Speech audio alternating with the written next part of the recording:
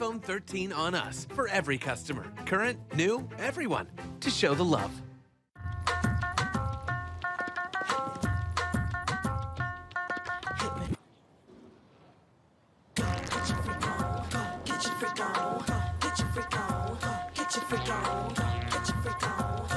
Black Star Network is here.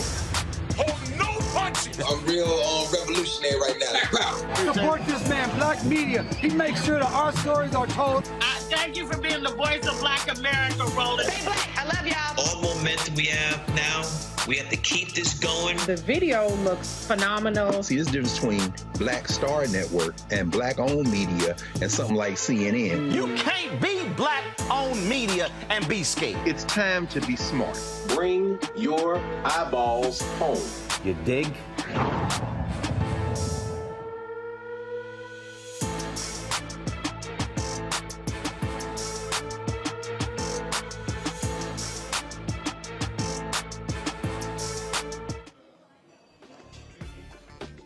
Today is Wednesday, June 15, 2022. Roland Martin Unfiltered, broadcasting live on the final day of the UNCF Unite 2022 Summit for Black Higher Education. We are here. Coming up on today's show, we will hear from the President of Morehouse. He talks about taking over, not being a Morehouse man, and he addresses the controversy of hiring a white woman to run communications there at Morehouse. It's been a lot of drama.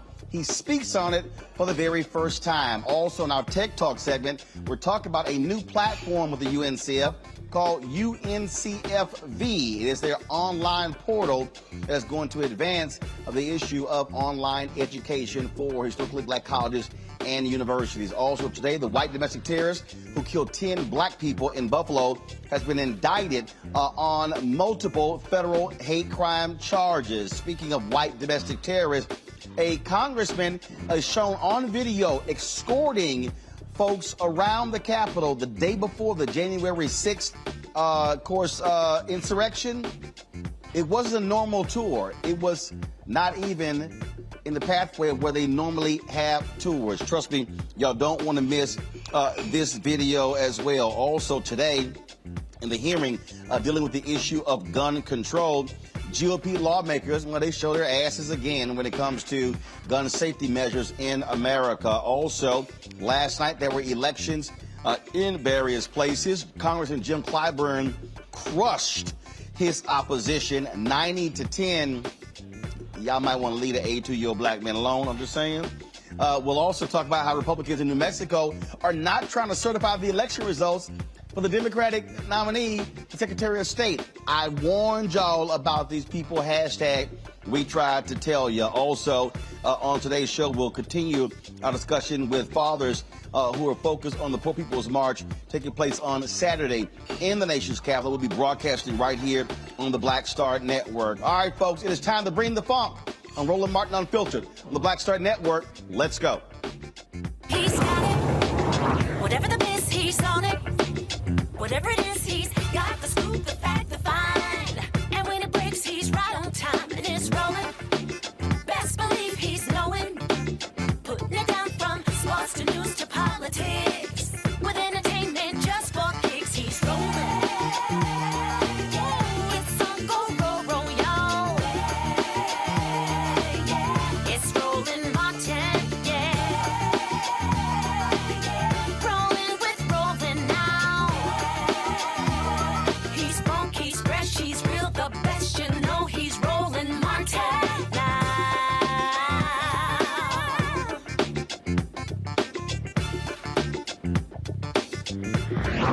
Martin.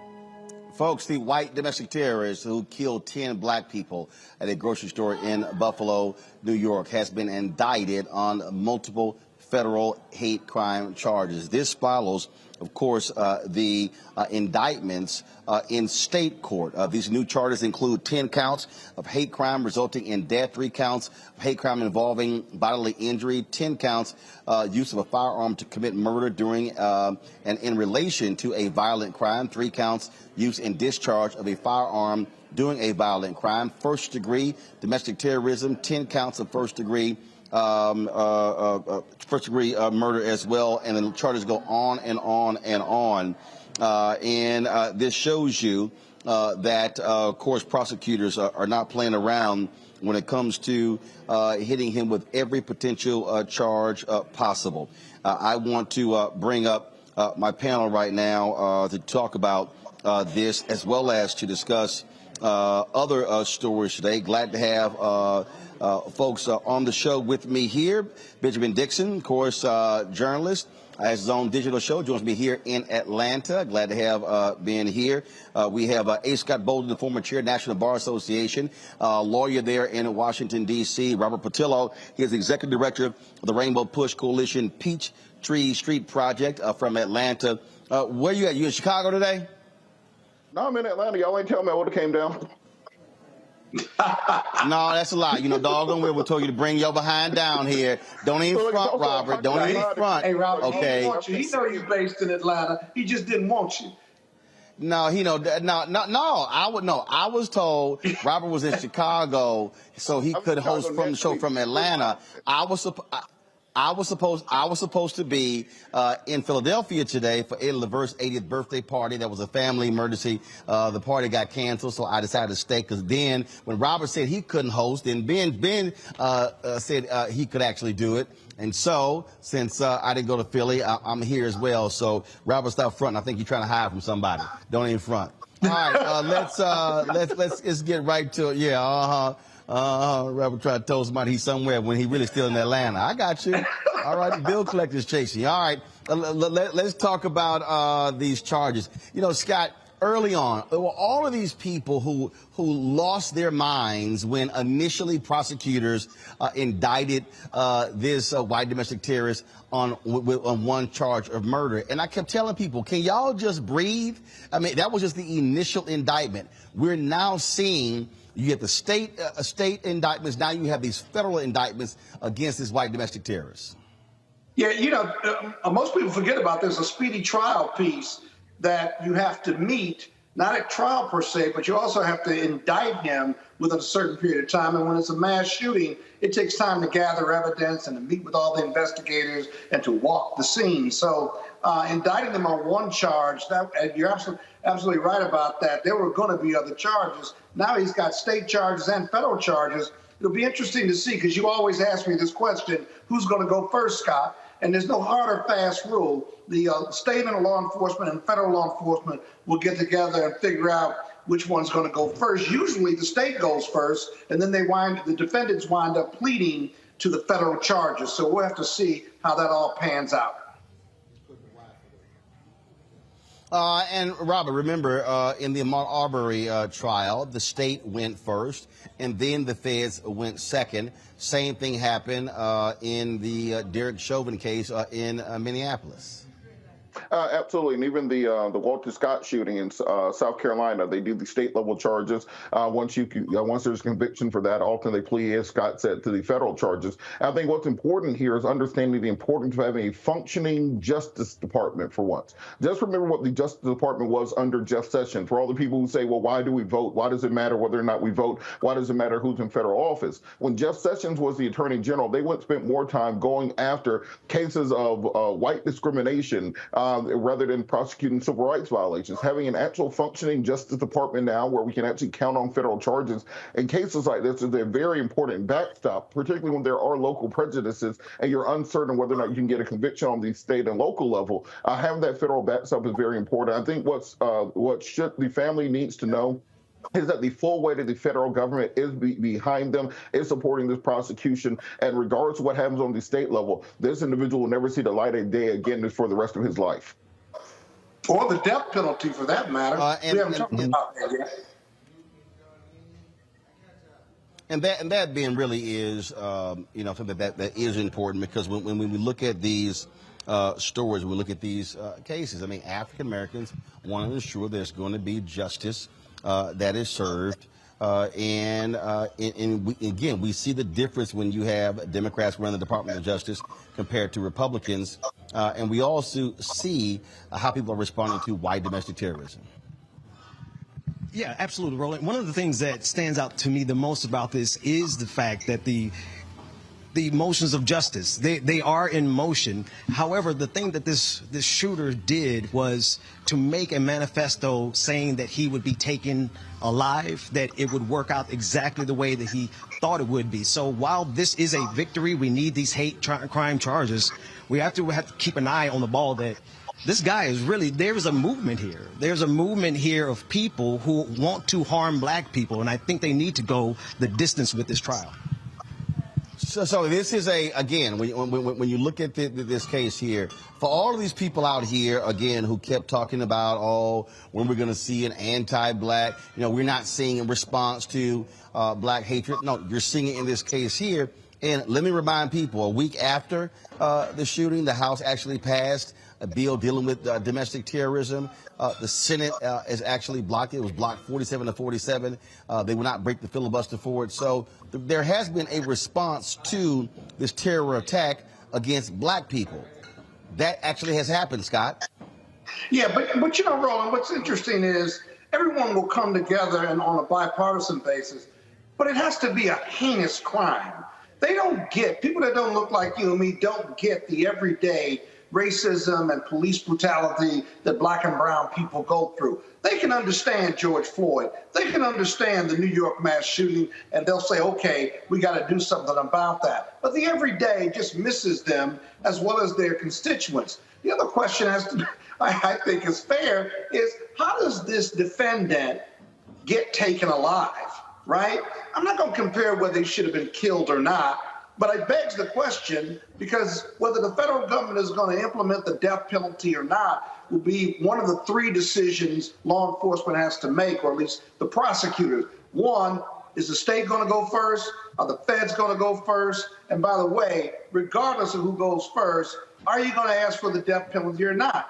We've seen some reports where the families of the victims have been urging law enforcement, at least in a couple of reports I saw, that they didn't want them to seek the death penalty. But in the end, the feds and the state will take the families' views of the world on this into consideration. But if there was ever a case that merited this type of criminal prosecution and death sentence, in my opinion, right? And I'm an anti-death penalty, this would be one that I wouldn't object to, if you will. And so we'll have to see how that plays out. There'll be great debate about that once this defendant is convicted. And Roland, I think also it's important that Yeah, Robert, go ahead. Well, I was going to say the other thing that people need to look at is how the FBI and how the Department of Homeland Security investigate the terrorist network that he was potentially a part of.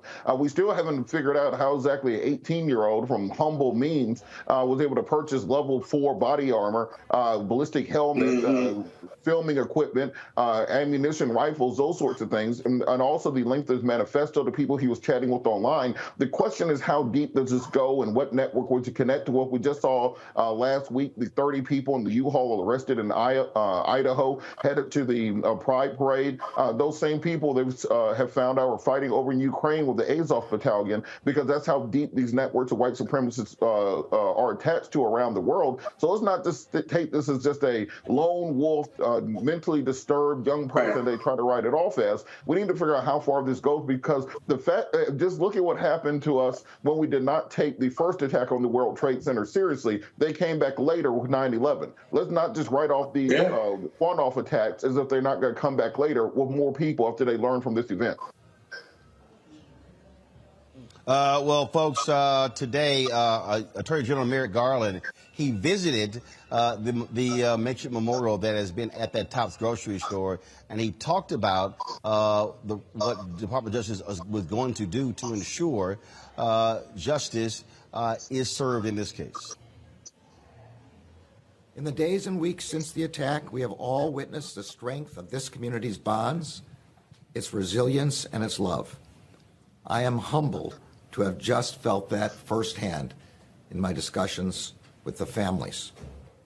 Hate-fueled acts of violence terrorize not only the individuals who are all attacked, but entire communities. Hate brings immediate devastation, and it inflicts lasting fear. At the Justice Department, we view confronting hate crimes as both our legal and our moral obligation. The Justice Department was founded more than 150 years ago with the first principal task of protecting Black Americans and our democracy from white supremacist violence. Today, we approach that task with the same degree of urgency as we did then. We fully recognize the threat that hatred and violent extremism pose to the safety of the American people and American democracy. We will be relentless in our efforts to combat hate crimes, to support the communities terrorized by them, and to hold accountable those who perpetrate them. No one in this country should have to live in fear that they will go to work or shop at a grocery store and will be attacked by someone who hates them because of the color of their skin. Someone who commits that act because he subscribes to the vile theory that only people like him belong in this country. And no one in this country should have to bury a loved one because of such hate. Of course, Peyton Gendron is that white domestic terrorist who has been charged in this particular case. Now let's talk about those other white domestic terrorists who stormed the Capitol on January 6th because they were angry that black folks voted in significant numbers in the 2020 election. The January 6th committee today, folks, released this video showing a Republican who was, of course, giving people a tour. But this was not a regular tour. He was taking them in places where people normally do not go. And essentially what the committee is suggesting is that this was a scoping mission. This was a news information gathering mission. And you see how they were taking photos. Wait until you watch this video. Now you understand how there are insiders, sitting members of Congress who were in cahoots with these white domestic terrorists.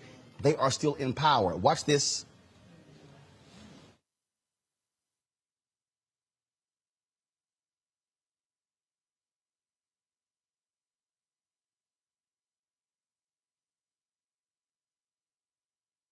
It has begun here at the Washington Monument, Washington, D.C. Say hello to Facebook.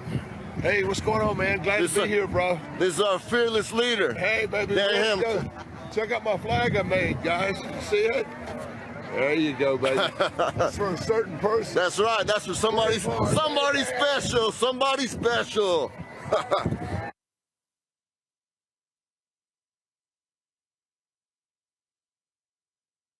All right, we are basically at the Capitol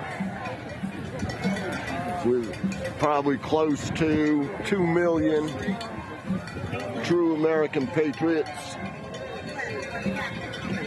They are swarming and converging mainly from Constitution Avenue, but from all routes in.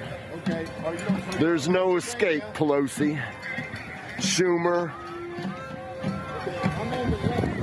Nadler, we're coming for you. We're coming in like white on rice for Pelosi, Nadler, Schumer, even you, AOC. We're coming to take you out. We'll pull you out by your hairs. How about that, Pelosi? Go. Might as well make yourself another appointment. I'll get done with you. You're gonna need a sign up on top of that bald head.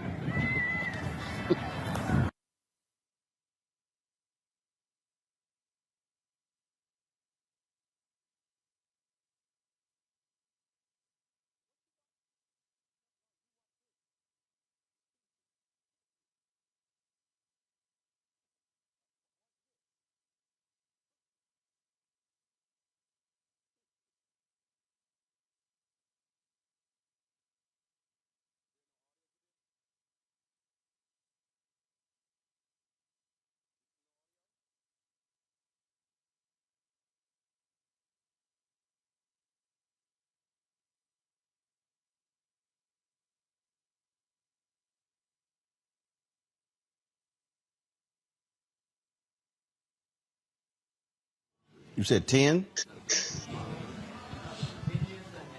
You see that, Ben, and you see what transpired there. You see the actions of this member of Congress. Again, folks have been talking about this in a significant way about Congressman Laudermick. Now, here's what's interesting. He previously said in numerous times that he did not give any tours to anybody. Well, the video sort of contradicts what he had to say. And so today, he finally admitted that, well, he did give some tours after previously saying that he did not. You had on that particular day, Congressman Boebert, who was tweeting the positions of the Speaker of the House, who they were trying to move out for her safety. I keep telling people, if you allow Republicans to win control of the House in November, you are letting these white domestic terrorists stay in power and be in the majority.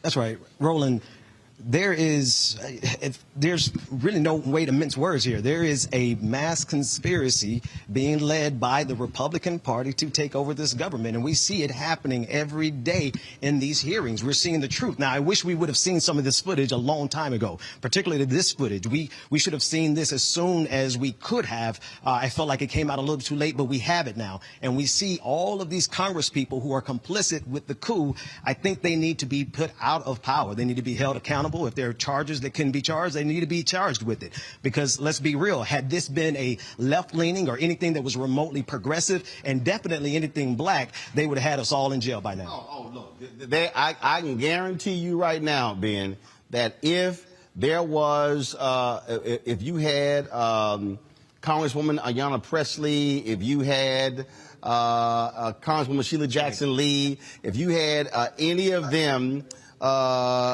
giving tours to members of Black Lives Matter. If you had them giving tours to Tamika Mallory, Linda Sarsour, I can guarantee you there would be a totally different response if Republicans were in control and that actually happened. Absolutely. And it goes to the same thing. If we had showed up on the steps of the Capitol with anything but a sandwich, they would have laid waste to us right there. And we're seeing this. And the sandwich could not even be in aluminum foil. Right. Exactly, right? So we see the disparity of what white mediocrity, I refuse to call it white supremacy, what white mediocrity can get away with. They are the barbarians at their own gate. The very thing that destroyed the Roman Empire is not only on the outside of the Capitol, but it's also on the inside of the Capitol with some complicit Congress people. Robert, again, when you see the video and then when you see what we keep hearing, when you see them calling out more members. Now you have Republicans who are claiming, oh, no, I wasn't trying to seek a pardon from Donald Trump. Now you're lying. Again, they are being exposed for who they are. But I keep telling our people, don't play games with this come November. You had last night in Texas a QAnon posting woman win a special election, a Mexican-American Republican wins a seat. This person is posting QAnon crap on her social media. Really? These are the kind of people who could be in power in January. Well, taking the analogy to the fall of the Roman Empire a step further, remember the reason that Alaric had such an easy time storming Rome was because they had barbarians on the inside. For centuries beforehand, they started bringing in Goths and Visigoths and Gauls into into both the Senate and into the Roman military. So they opened the gate for them to come in. It wasn't an overthrow. It was simply them being invited in. We saw the exact same thing at the Capitol when the gates were opened by the Capitol Police and by the law enforcement there. We're seeing the exact same thing currently with Republicans saying, well, why didn't you put Jim Jordan or Marjorie Taylor Greene on the January 6th commission? This is why, because they're suspects in this. You're not going to put these suspects on the jury for the crime. And I think that the fact that the January 6th committee had said they're not going to make criminal recommendations, I think that is a mistake. I think we need to be finding out not just about Donald Trump. Donald Trump is a symptom. You have to get the actual the actual virus out of the system. You have to get the sickness out. Donald Trump is just a symptom of what these people are doing. They've now surpassed Trump and their vitriol towards America. He was simply the iconoclastic figure around all this. But if you look at the Lone Berbers, the Matt Gaetzes of the world, the Josh Hawleys in the Senate, the Ted Cruzes out there, these people can pose an existential threat to the future of this union going forward. We saw similar things before the Civil War when you had Confederate sympathizers in the not just in the Senate, in the House, but also in the White House as the Vice President Andrew Johnson. So we have to make sure we are rooting these people out and not simply treating them as the coach of the Washington Commanders said, a little dust up. This was an attempt to overthrow the Constitution, overthrow the government. They're going to come back. We have to be ready next time. Yeah, no question about that. Scott, today, Scott, I got this. Hold on. Today, you had the crazy Republicans. It's really the whole party, but the truly crazy Republicans hold a news conference where they were whining and complaining about how Republicans were being treated and how grossly unfair this is. Well, we went through justice for George Floyd, justice for him, but we don't see any justice for these people that went into the Capitol. None. Do you want to know how they're treated? I'll tell you what I saw.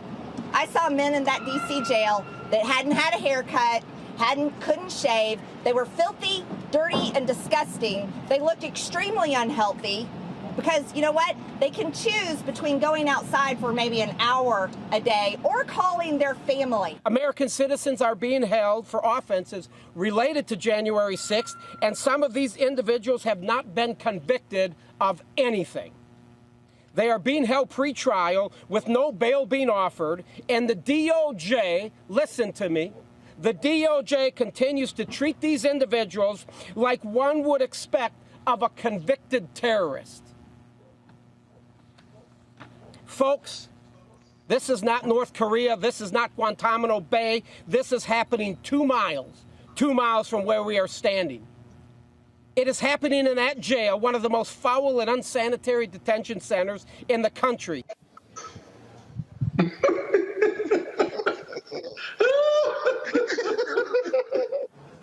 Welcome to Black America. Welcome to Black America. And then the question is, you should ask him if he had a chance to exchange his life and be black, would he choose to be black versus white? It is what Black America and young black men and women experience every day. Shame on the system for housing sedationists and housing people who attack the Capitol and tried to overthrow the government and bar democracy from moving forward and the transfer of political power. Are you crazy? You should be held. You shouldn't get any time. But Roland, let me say this to you. That's batshit crazy stuff right there. I don't know why the press even covers it. But if you have racial hatred in this country and you fear 2043, you have a place to go. There are tens of thousands of groups where you can go and be supported, nurtured, and even be armed by those groups. That's what's scary. You know what else is scary, Roland? You know I love breaking down these videos when I'm on here with you. The video didn't have any sound to it, but you could tell what was going on, right? They were not only scouting, but the pictures they were taking were of security, stairways. They were taking pictures of stairways and hallways so that they could remember and study them because the attack was going to happen the next day. Mm-hmm. And look at the congressman. He's taking, that's a security stand right there. Right there in the Capitol is a security stand, and they're taking pictures of it. There's another group, they just back up so he can take pictures of another hallway and another set of stairs. Look at the congressman. He's pointing out that's a security station right there. And while he's doing that, they're taking pictures elsewhere. Now he's bringing him down through another security hallway. Look at that. He's bringing him down by there. Now, if I go to the Capitol and I give a tour to my constituents, right, I'm looking at all the monuments and the great halls and so forth and so on. I'm not in any security hallways. I'm not letting people take. Why would you take pictures in the Capitol other than of bust or pictures or with the congressman or other congresspersons. Why would I walk off to the side and take a picture of a hallway while the congressman's there either being distracted or otherwise? And lastly, whether the congressman was duped or not, he allowed himself to be duped. Because at some point, he's got to know they're taking pictures of all these things that would essentially be non-essential pictures, but they're essential if you're going to come back and attack the Capitol. You couple that with the video that you ran before outside the Capitol and all the things that they said. Why shouldn't we believe that they were going to drag AOC out or Pelosi out or Schumer out? I mean, it's a story that's got a lot of facts to support it. This is, excuse me, this is dangerous. This is very, very dangerous. To the point that what Marjorie Taylor Greene was making, it's interesting that these are the exact same people who oppose any form of criminal justice reform. They oppose bail reform. They oppose sentencing reform. They oppose breaking down the criminal industrial complex. They oppose humane conditions in U.S. jails. They oppose closing Guantanamo Bay. But the minute that is their people locked up, the minute that is their MAGA insurrectionists who actually have to deal with the same conditions that black and brown people have been dealing with for the last 400 years in this country, all of a sudden they are outraged. Oh my God, they can't shave. They aren't being well fed. Look, if you spent the night in the Fulton County Jail at any point in time in your life, you know that is a mild night there comparatively to what they're talking about. So I think that this might be the place where you pull these people together and say, look, I will agree with you on the conditions of the jail. Let's put together a criminal justice reform bill so that we change that for everybody, not just for your white insurrectionists who are now experiencing the same system that everybody else is experiencing right now. How awful they treating them white boys in there. I'm sitting. Scott, hold on. Scott, hold on. Scott, hold on. Damn. Hey, man, I'm geeked today. I'm pumped up today. Oh, my God. Ben, hey. I done told you 3 times now. What kills me, Ben, I'm sitting there, oh my God, the conditions are horrible. They can't shave. They can't get a haircut. They're only outside 1 hour a day. They're in jail. They're in federal detention. Yeah. That's what jail is. I mean, you don't get to walk around like you're on the outside. You committed heinous acts. Right. That's what it is. So to Robert's point, Kristen Clark and her Civil Rights Division, they've been going after, indicting, prosecuting, and jailing corrections officers for the treatment of prisoners. I would love to see these Republicans stand with them when it comes to that, but no, they're whining about their little insurrectionists. Yeah. As it pertains to the conditions of all these insurrectionists, my question is, did they die? Because Khalif Browder died. Right, because of all the boys who are dying over a backpack. Allegedly stealing a backpack. Right, not an insurrection, not a treason. It's funny what they consider treason. Pastor Mark Burns is trying to categorize being a gay or lesbian as treason, but actual treason took place on January 6th. And if they are interested in carrying out the actual punishment for treason, Mark Burns is recommending death. That is the type of punishment that is associated with treason. Now, if they're worried about the living conditions in the jailhouse, we will stand with them. But I have a feeling that Marjorie Neanderthal Greene will not be standing with us to fight against the criminality of this prison industrial complex, because she really, and I'm sorry, they are getting a little too cavalier with the names of our martyrs. Just to hear her say George Floyd, when I know without a shadow of a doubt that there's something giddy in her, gets happy when she could throw that in our faces, the barbarian is really showing. I got to take a break. We come back. I got to discuss, y'all, this Washington Post story that shows you how crazy and deranged they were trying to use the Department of Justice. Folks, when I read through these details, again, hashtag we tried to tell you. But every single one of these so-called respectable Republicans, James Baker, Ari Fleischer, Chris Christie, on and on, they literally campaigned and they wanted this man, Jack Nicklaus. They wanted this man back in power. Wait until I break down for you the Washington Post story on how these people tried to use every mechanism in the Department of Justice, illegal efforts to steal this election. None of these people, not those who were involved, not those who supported it, should ever be allowed to be near public office. I'll break it down next on Roland Martin Unfiltered on the Black Star Network. Verizon just gave us all a brand new iPhone 13. We've been customers for years. I thought new phones were for new customers. We got iPhone 13s too, switched to Verizon 2 minutes ago. Ours were busted, and we still got a shiny new one. Check it out. So wait, everybody gets the same great deal. I think that's the point. iPhone 13 on us for every customer. Current, new, everyone. On any unlimited plan, starting at just $35. All on the network more people rely on.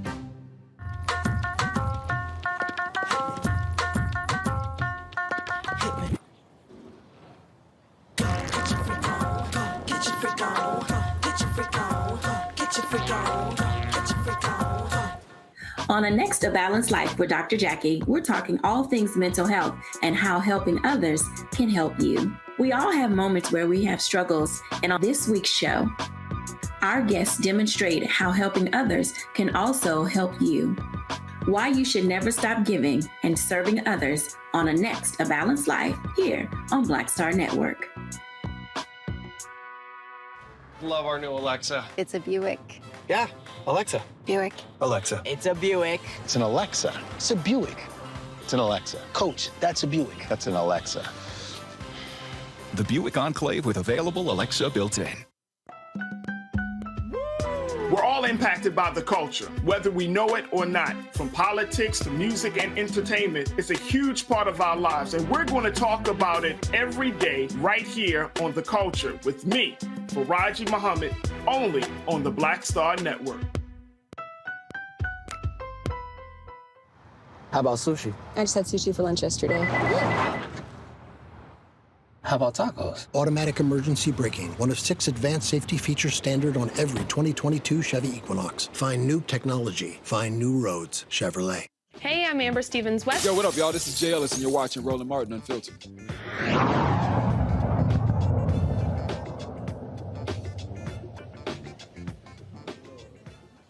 All right, folks, welcome back to Roland Martin Unfiltered.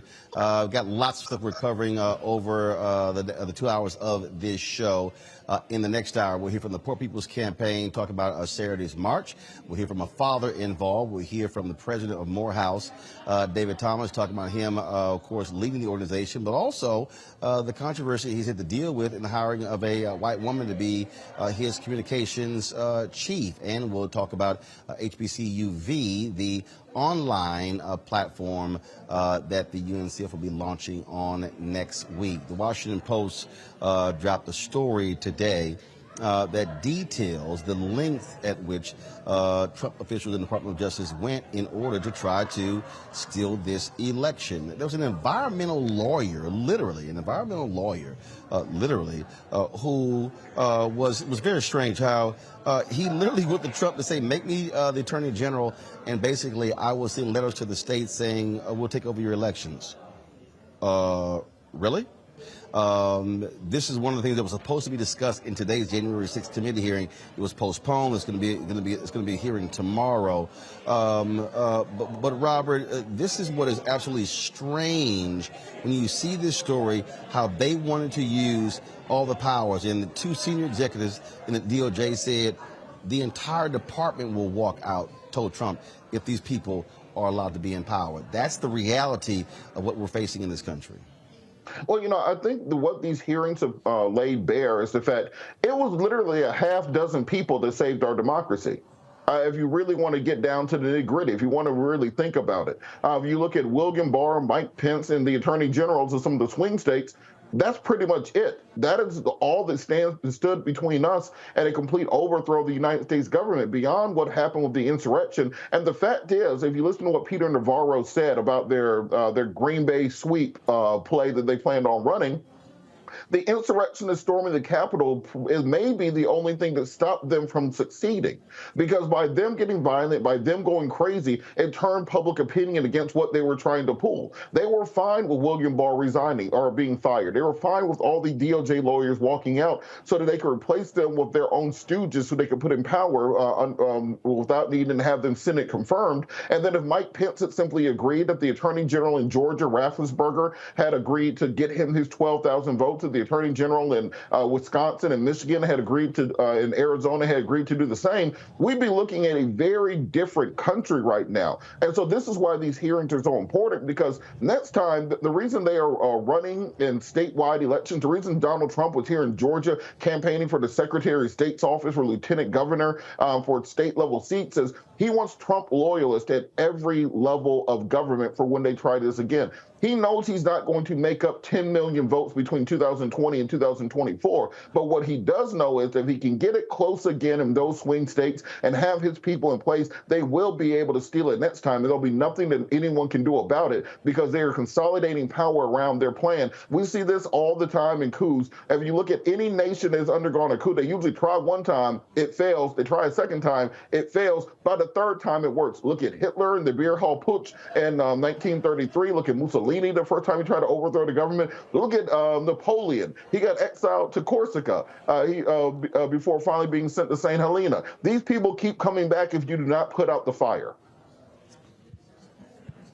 Scott? Yeah, you know, what I find extraordinary, and I want your listening audience to really get this, extraordinary that a division head, an environmental lawyer at DOJ was talking back channel to the President of the United States without the acting Attorney General Rosen and his deputy. It is unheard of. It is unbelievable. It's never happened before. And Rosen and his deputy find out, and they rush to the White House, and they're in a meeting with Jeffrey Clark, who is in front of them trying to convince Trump that he should be made Attorney General. Later, Clark continues to talk to Donald Trump privately and then goes to the Attorney General. This is good, Roland. Goes to Rosen and says, if you sign the letter, right, I can make it so that you continue to be acting Attorney General, but you got to sign the letter. What? What? And Rosen's testimony later is just hold on, Scott. The thing that we have to understand is that democracy is at the heart of this whole issue. In terms of, do you have a functioning society that follows by the rules, and do you have folks who are going to do what is right and just? And what we're hearing coming out of the committee being led by Congressman Benny Thompson is frankly frightening. Yeah. Deeply so. And I think all of America needs to come to red alert, especially Black America, because these people are coming after democracy, but specifically they're coming after Black people, right? The people who were out there on January 6th, they are directly connected to the same people who are going around shooting Black people, but also the level to which they are inserted and their loyalty is to Donald Trump. All it would have taken was for Jeffrey Clark, for Donald Trump to sign off on that letter. Just like the other guest said, this would have been an entirely different democracy. And I think we need to make sure that we not only look backwards to January 6th, but look forward to November, because they're not done. They're coming for the entire game. And I think people need to just kind of wake up out of their stupor. They will suspend democracy. They will suspend the First Amendment. They will do anything necessary to maintain power, because democracy has become inconvenient for them, because they know, demographically speaking, they are on their way out. And so we're being ruled by the tyranny of the minority. Let's talk about a political move that President Joe Biden made. He has appointed former Atlanta Mayor Keisha Lance Bottoms to a senior position in his administration. She is going to be a senior advisor and responsible for Office of Public Engagement. Remember, it was former Congressman Cedric Richmond who held the position before he actually left. Biden describes Bottoms as tough yet honorable and says she would best fulfill the job. Of course, this continues the appointments of more high-ranking African-American women to the administration. And again, she's decided to take over the position. People might remember when Biden won, he really courted her for several positions. She chose not to accept them. And then, of course, she then decided not to seek re-election as mayor of Atlanta. And so I sent her a text earlier. Hopefully we'll get her on the show to talk about her new position in the administration. Folks, let's stay in Atlanta. When David Thomas was named president of Morehouse, a lot of people who were like, wait a minute, what are y'all doing naming somebody who ain't a Morehouse man? He's a Yale graduate. But the reality is he has done some amazing things there. But one of the things that he's also recently done that has stirred up a lot of tension among his Morehouse faithful, the appointment of a white woman to be over communications and marketing for the university. Up until today, he had not publicly talked about that decision. When I sat down with him at the UNCF Unite Conference, we talked about that and other issues. Here's our discussion. One of the things that I was happy to see and impressed by is when Morehouse announced that if individuals had not finished their degrees elsewhere, that they could actually go online to finish. Yeah.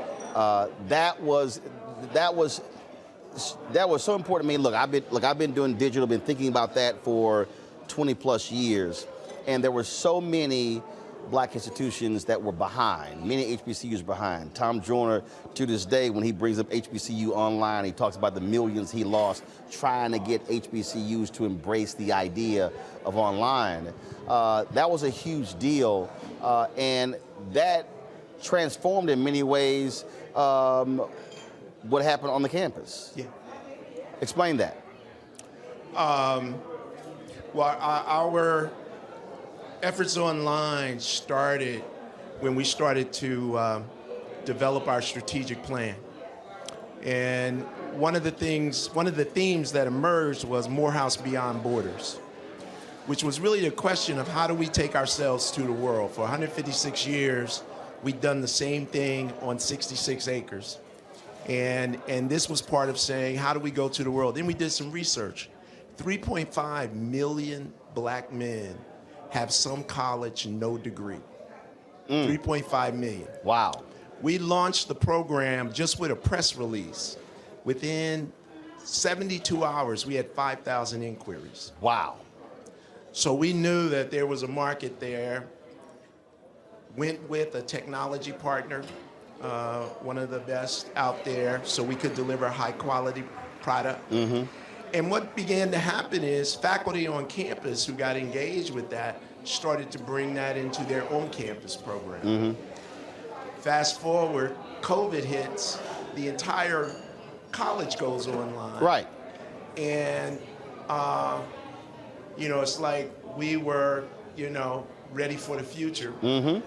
And now that's come, and in lots of ways, our faculty are, in the digital world. Another good example is Morehouse College is the leading college in the country actually using the metaverse and virtual reality to actually teach classes. Mm-hmm. Right? Not Stanford, not MIT, Morehouse College. And in fact, our faculty member who's leading that, Messina Morris, she's actually been here and given a few presentations at the conference. See, I think that, when you talk about the 3.5 million, we've had to debunk numerous times this notion that there are more black men in prison than in college. That's not fundamentally false.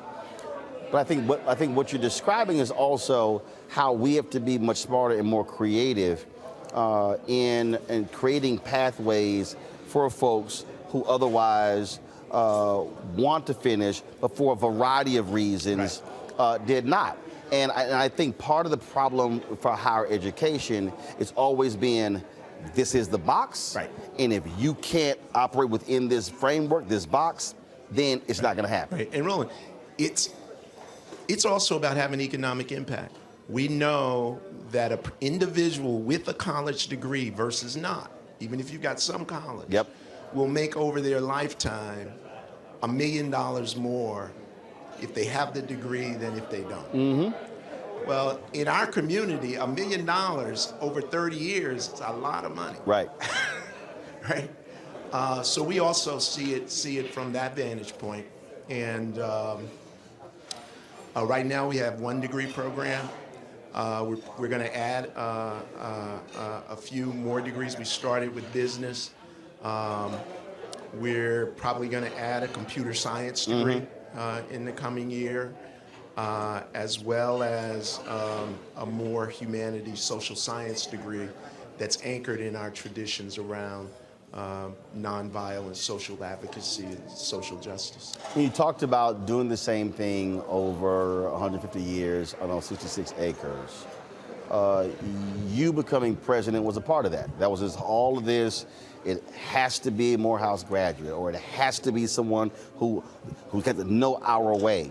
I've talked to other presidents. I see you know my story. Well, no, look, because part of it. Look, where'd you graduate from college? I graduated from Yale. Okay, I'm a Texas A&M graduate, and there is this tension that's real, where you have some people who go to PWIs who look down on HBCUs.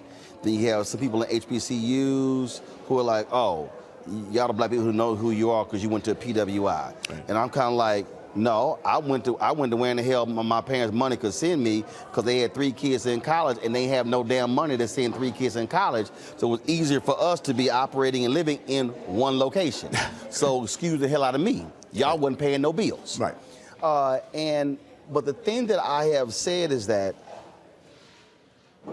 where HBCUs have made a mistake is not tapping into that brain power that didn't come through an HBCU, but that still cares about HBCUs. So if you're trying to elevate an institution, you want talented people, regardless of where they went to with the college, and that to me has historically been a mistake that some people have made.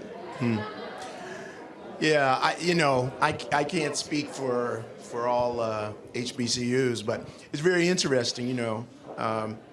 When I applied to college, I only applied to 2. I applied to one college I always wanted to go to because I read Martin Luther King went there, and I applied to another school that in my neighborhood nobody had heard of till my counselor told me to apply. Morehouse was the one I always wanted to go to.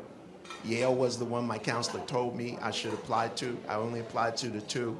I was going to Morehouse. Morehouse didn't give me any money, and Yale gave me a full ride. And my father said... He was like, son, look. You can add. Your 0, my 0. Hey.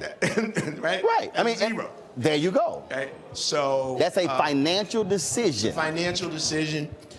And I think that more and more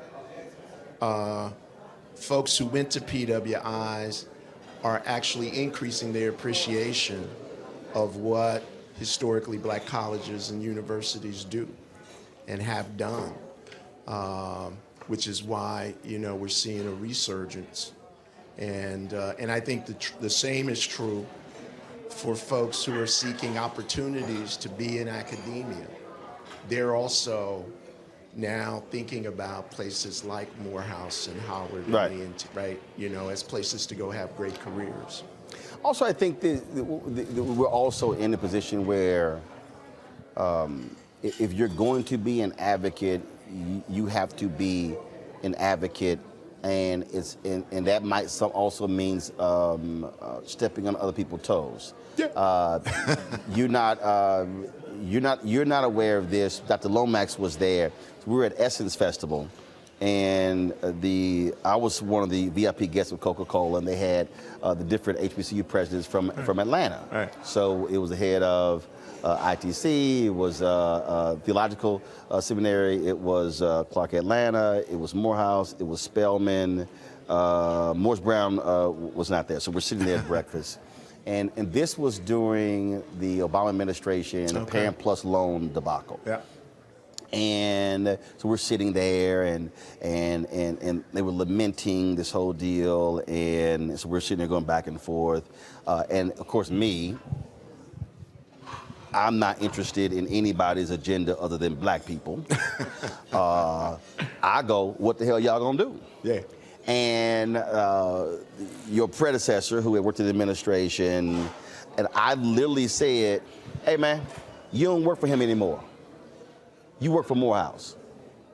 I said, so you might be afraid to go after the administration. I said, but all y'all getting killed with this decision. Yeah. I said, so what the hell y'all gonna do? And then they were all like, well, you know, we would love to do black radio, but it's hard to get on. I said, I'm sorry. I said, I got a segment 4 days a week on Tom's Journal Morning Show. Tom's a big HBCU advocate. Which one of y'all has actually called to come on the air? And they were all like, I said, now look, I'm not here. I got friends, I'm good. I said, but if you're going to be advocating on black people, I said, y'all got to stop being afraid to criticize the first black president and look at him as the 44th. Yeah. And they were like, damn.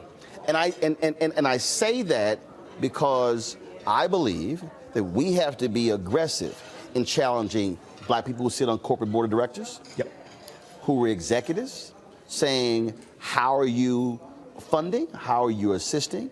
What are you spending on? We can't just be happy that they are there. I think we have to, I don't care if there's a Democratic administration, we got to be putting that maximum pressure, because at the end of the day, if you're an HBCU, you're serving students, faculty, staff, alumni. And it's getting those results. Yeah. And I just think sometimes we're like, well, no, they're friends. No. Being friends don't pay bills. Yeah, and you know, one very recent example that underscores what you're saying, when they first started to come out with the HERF relief bills. Yeah. None of the HBCUs were saying, you know, where's our, but some of us made calls, and with the leadership of UNCF, we went and lobbied for our money. Yeah, UNCF, Thurgood Marshall, NAFIO. Yeah, the result was $2.8 billion. Yeah, went to HBCUs, and we had our HBCU loans forgiven. 1.6 billion. 1.6 billion. 56 million at Morehouse, and it was precisely because, you know, closed mouths don't get fed. But that's also where right? And we opened our mouths. But that's also where, because it's also where we have to also activate our base. That's right. Because what you have is look, I'm an alpha. You've had alphas and deltas and omegas and AKs. Combined, you're talking about 2 million plus members. Right. And my whole deal is we've got to be willing to press that button and send that alert out and say, call. Right. And so all of a sudden, when they get that, all of a sudden, when they look up and it's 2 and 3 and 5 and 10,000 phone calls and emails, like, man, what in the hell is going on? I've said that if you're in a city council, school board, county commissioner, state legislature, or Congress, if you see a group of women, a massive group in pink and green, that should invoke fear in them. Well, the same thing. It should be, how are you mobilizing Morehouse men? Put that blazer on. Yeah. And show up and let them know, and where they feel that that intensity, it's activating our base. And I think too often what our base is doing is going, well, Mr. President, what you doing? Yeah. Where it's like, no. I need 500 of y'all to show up. Right. Because if I show up, it's one, yeah, I'm doing my part. But if I walk into the room with 500 behind me, it's a whole different conversation. Yeah. No, you're spot on, and we've been trying to work that. You know, and have had some success with it, but you know, that's exactly where we need to go as a community. And to your point as well, you know, when you start thinking about it, you know, the fraternities, black fraternities and sororities, they cut across PWIs, HBC, right? Which creates an even more solid voice, right? So I think you're absolutely right. How are you dealing with also trying to move the university forward to have a completely different vision in terms of your staffing? You're dealing with drama right now. You're dealing with it. And people out there talking about it, but the reality is you're building a team to advance your mission. Right. And You know, for those who may not be following it, right, that drama is I hired a white woman to be on my senior team who oversees our communications apparatus. And I have to say that, you know, there's been more talk about it than I actually imagined. The bottom line for me, Roland, You didn't see it coming? I didn't see it coming, some of the nastiness of it. I actually didn't. Coming out of the Morehouse community, I actually didn't see. I could have told you that. Some of the nastiness. Look, I've been in black media so long, I could have said, say, bro, this is what's about to come down. Be prepared. But go ahead. You know, but I think the bottom line is I've been trying to build the organization, the faculty, the staff that can ensure Morehouse is around for another 156 years. And what people don't know is that the last head of our marketing apparatus was not an African American. He was Filipino. He only had 2 years in higher education, none of it at a HBCU, and he transformed our communication organization. We put admissions under him. This year, we're having the best admissions year in the history of Morehouse College. Our applications are up 41%. We've already closed our acceptances. We got so many cats who want to come, whereas they used to be open till August. Wow. Okay? Now, to me, that was about investing in someone who's going to come and think different. And we have that in other areas where I hired people, African American, some women, who people might have thought, you know, how come you're not hiring X or Y? Transformative, right? We're in the middle of a $500 million capital campaign. It was led by the first black woman to run advancement at Morehouse College. And we're already $250 million to the goal. Now, no one questioned why you got a black woman running that with a school with black men. Some people did. Some people did. It just didn't go virtual. Boom. But some people did because, you know, her predecessor was a Morehouse man. So some people did question it. But your deal was? My deal was? Results. And the good thing about the Morehouse community is once they see results, is quite frankly, as you know, when they chose me, there were some people who literally were campaigning not to have a guy who wasn't. Oh, I know. Oh, no. And today. I got calls, emails, wanted me to do stuff on the show, and I was like, man, that ain't got nothing to do with me. Today, I think 90% of my alumni would say, great choice. You know, don't agree with everything he's done, but the college has moved. So when it comes to your communications person, your deal is wait for results. My deal is wait for results. I haven't put out one email to explain it. I hire, I fire, and the board hires and fires me. And so I'm not writing a note to explain myself other than to say open search process,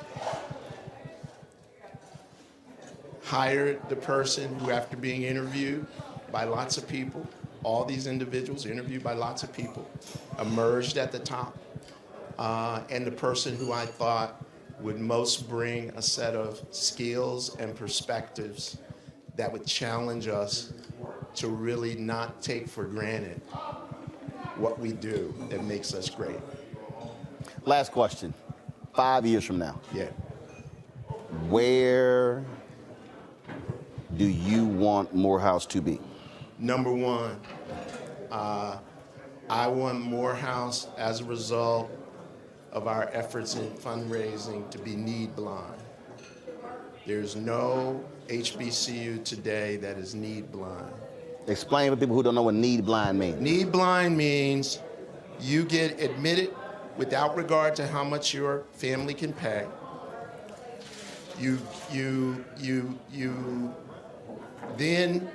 We then apply what your eligible for from a federal funding standpoint, and then we have the funds to fill the gap. What it means is your family will not have to go take a high-interest Parent Plus loan to get you through Morehouse, which is the case today. Right. What it means is a David Thomas at the end of this decade will no longer exist, meaning my father would have opened that envelope and he would have said, hey, you're going to Morehouse.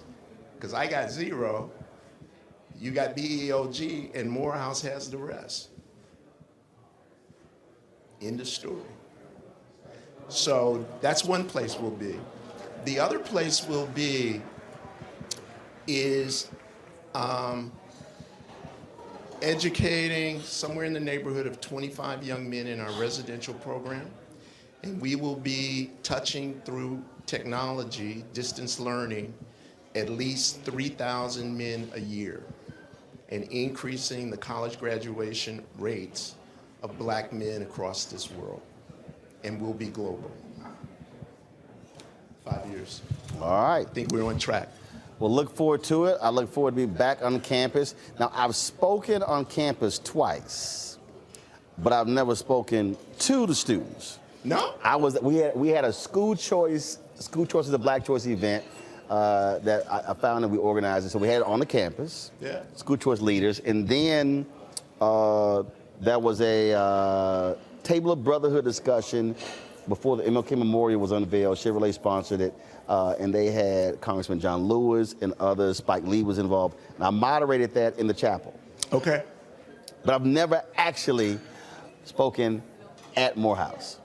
Okay, we're gonna fix that. So but I tell her, so I wear our HBCU gear on my show. Only schools that I've actually been to or spoken at. And so when I went there last time, the Morehouse band, they gave me a track jacket. So because of that, I wear it. But see, the other presidents get mad. They're like, well, you don't wear our stuff. I'm like, I ain't never been to your school. So I have a requirement. I said, if I rock somebody's gear, it's because I've been there. But definitely, we'll love to get there. All right, well, it's always great to be on college campuses and see the creative and innovative things that have been done. Yeah. Well, we're gonna get you there. All right. Looking forward to it. All right, so let's talk about this. So the president addresses for the first time all this drama. Scott, only because you're a Morehouse man, you get to go first. I never like you going first, because nobody else going to be able to talk. So, all right, so your take on this this drama, folk being upset that the president hires this white woman to be over communications and marketing for Morehouse. Well, Roland, I think a full disclosure, I'm secretary to the board of trustees for Morehouse College. I hope you haven't forgotten about that. But I will say this. I don't care. I don't care. I know you don't. You're not into labels or anything, but Kappa men are, right? I don't care. But whatever. Let me just say it again. We don't care. You got it. So I'm a little surprised. I'm surprised at the vitriol that's been online. As a board member, Dr. Thomas is right. Listen, this is his show. We hired him to move the college forward. He's done some incredible things. And despite the controversy that's been created on social media, not internally, Morehouse men, as he says, are all about results.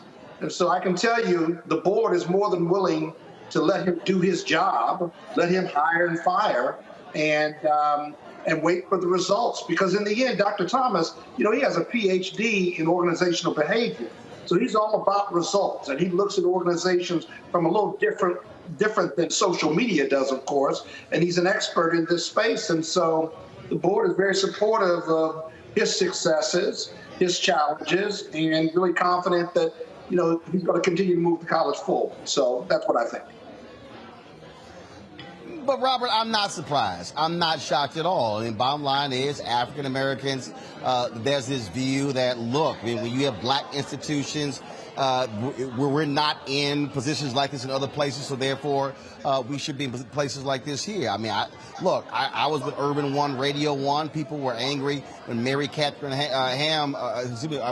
Mary Catherine Sneed was a white woman who was over all of Radio One's radio stations. Now, David Cantor, a white man, is over all the radio stations. At one point, TV One had Brad Siegel, who replaced Wanya Lucas as the president of TV One. He was white. And so you hear African Americans who are like, wait a minute, hold up, why aren't black folks in these positions? So I'm not shocked that there would be this response. Look, there's one important thing you have to understand. And she's been a white woman in a college for black men. Go ahead. Look, this is one of those important times to quote the prophet Dave Chappelle.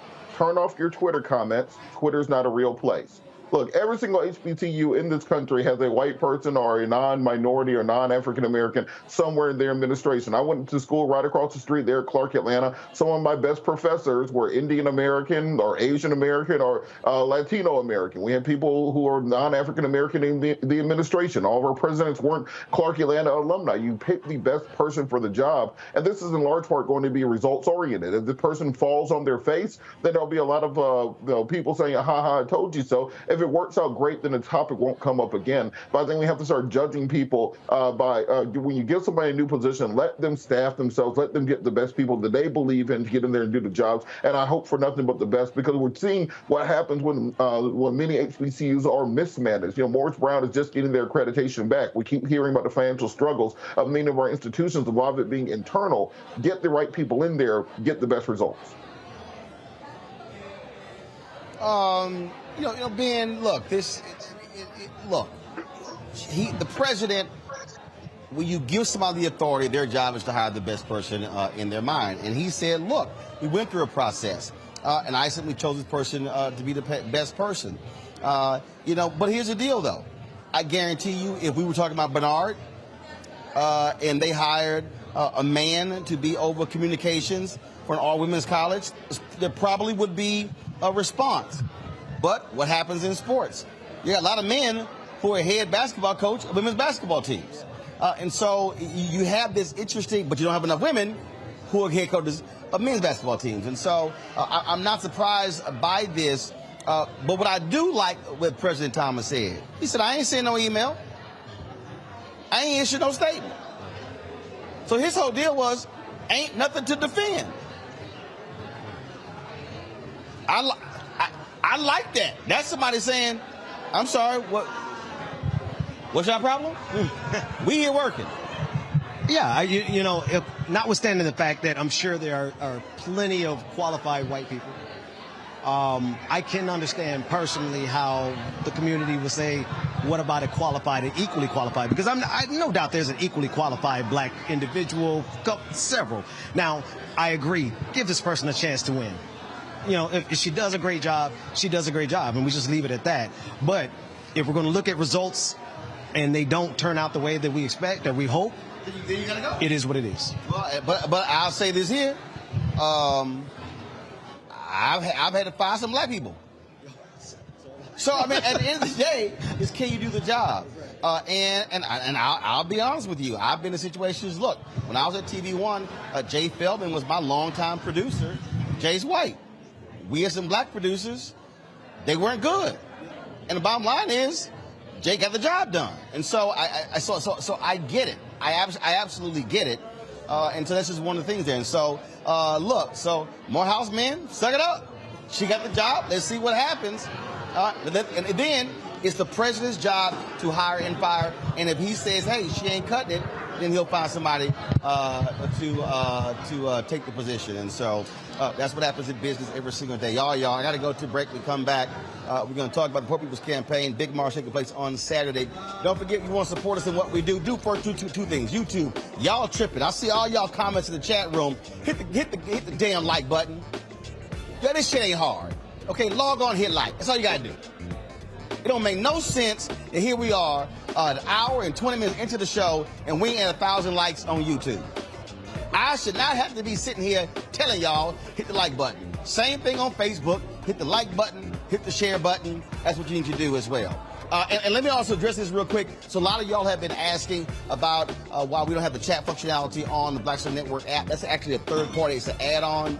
We got a company that was trying to charge us $1,000 a month to add the chat function to the Black Star Network app. I made the decision not to spend an additional $12,000 solely to add the chat until we lock up an additional advertising deal that pays for that. And so we're looking for other companies that can actually do that. But Vimeo, which handles our app, they don't have in their app a chat function, so that's why we don't have it. But we have been investigating it. We have been looking at it. We're just trying to find a company as a cheaper option to have the chat functionality on the Black Star Network app. Y'all, and speaking of the app, download the app. All platforms, Apple phone, Android phone, Apple TV, Android TV, Roku, Amazon Fire TV, Xbox One, Samsung Smart TV. You can also support our Bring the Funk fan club. Every dollar you give goes to support this show.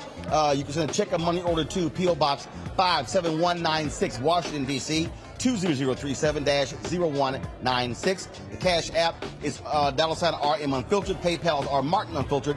Venmo is RM Unfiltered. Zelle is Roland at RolandSMartin.com. Roland at RolandMartinUnfiltered.com. We'll be right back. Love our new Alexa. It's a Buick. Yeah, Alexa. Buick. Alexa. It's a Buick. It's an Alexa. It's a Buick. It's an Alexa. Coach, that's a Buick. That's an Alexa. The Buick Enclave with available Alexa built in. A powerful movement is rising across America. From the Mississippi Delta to the Apache Stronghold. From the homeless encampments of Washington State to the coal fields of Appalachia of West Virginia. We are the 140 million poor and low-wealth people in this country. And we are building the Poor People's Campaign, a national call for moral revival. On June 18th, ahead of this year's midterm elections, while the Congress is still in session, we will hold a mass poor people's and low-wage workers assembly and moral march on Washington to arrest the attention of the nation, to put a face and a voice on poverty and low wages in this country. This is a watershed moment for justice and democracy in America. There are those who say that transformative change isn't possible, but history teaches us that it is precisely in times like these that people must build a broad and deep movement from the bottom up. We must compel this nation to repent, to lament, and to see the realities that have been hidden for far too long. On June 18th, we will come together to lift the voices of the poor and low-wage workers who know that change is not only possible, it is essential for our survival. We will make the connections to show how systemic racism, poverty, ecological devastation, the denial of health care, the war economy, and the false moral narrative of religious nationalism and white supremacy are hurting us all. We will show the nation the faces of Americans who cannot afford to go back to normal. We will detail the policies that can move us toward a society that works for everyone. And we will pledge to go home and build power for transformative change in this year's election and for years to come. Because the question should have never been, how much will it cost to address poverty? The real question is, how much is it costing us not to? Somebody's been hurting our people. It's gone on far too long. And we won't be silent or unseen anymore. Join us in D.C. on June 18th. Build with us for a third reconstruction in America. Visit poorpeoplescampaign.org.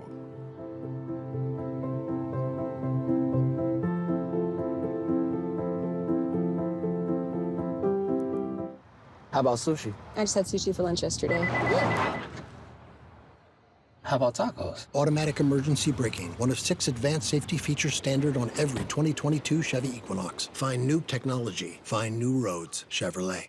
Hey, yo, Peace World, what's going on? It's the Love King of R&B, Raheem Devon. Hey, I'm Cupid, the maker of the Cupid Shuffle and the Wham Dance. What's going on? This is Tobias Trevelyan. And if you're ready, you are listening to and you are watching Roland Martin Unfiltered.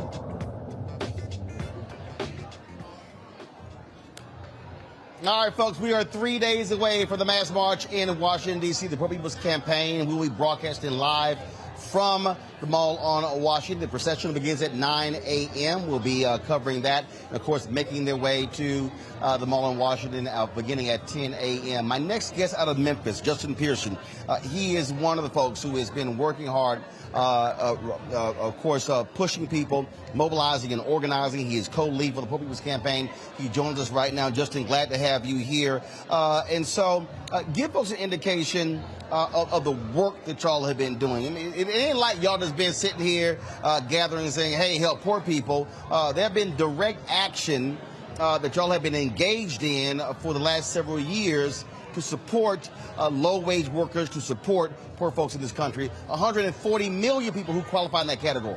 That's right. Roland, first, thank you so much for having me. I really appreciate it, and to all your viewers for watching. We have in this country interlocking injustices that are continuing to plague us. You've already mentioned economic injustice that's occurring with over 140 million people poor and low wealth. That's statistics before the pandemic. When we talk about systemic racism, poverty, ecological devastation, the denial of health care, the cost of militarism and the war economy, and the false moral narrative of religious nationalism, we realize that these interlocking injustices are plaguing our society and have created a status quo that is untenable. A status quo that is quite literally killing people. And we see that the morbidities and the ramifications of COVID, and we're also seeing that in the economic strangulation of people who are poor and low wage in our country. Over several years, since the Poor People's Campaign was relaunched, as you know, started by Reverend Dr. Martin Luther King Jr. and hundreds of thousands of people then, it has been revived by Bishop William Barber, Reverend Dr. Liz Theo Harris, to put those who've been excluded, those who've been marginalized at the center of our national conversation. So that whether it's to Senator Manchin's office demanding that we end the filibuster, that we raise the minimum where we're organizing with the Memphis 7 and Starbucks workers to unionize, we know that it's going to take action to transform this nation. It's going to take action to make the promises that have been given to this country in the Capitol and real. And we're not there yet, but we, the majority of people in this country who care about justice, who care about making sure we're bending that arc and doing that work, we're going to put our bodies on the line, we're going to put our voices on the line in order to make this country do what it said that it would. Your audio is there breaking up, so folks, if y'all can kind of repair that, that'll be great. Let's start with some questions from my panel. Robert, I'll start with you. Thank you so much. And the Poor People's Campaign is an absolutely amazing event. If I was going to be at the Rainbow Push Conference in Chicago this weekend, I would absolutely be there. What do you think would be the message to young people to compel them to turn out and show up, particularly in this summer where there's so many other things to do? Why is it important for young people to show up to this event? Yeah. One of the things that we're really emphasizing is that it is a march to the polls. Right? We are organizing and galvanized to center the voices of people who've been excluded, but it is in order that we might build power as we go back into our communities and as we go back into our neighborhoods, in order that we can have power at the polls. For people who are generation millennials and Gen Z, this is a pivotal time to help transform the country.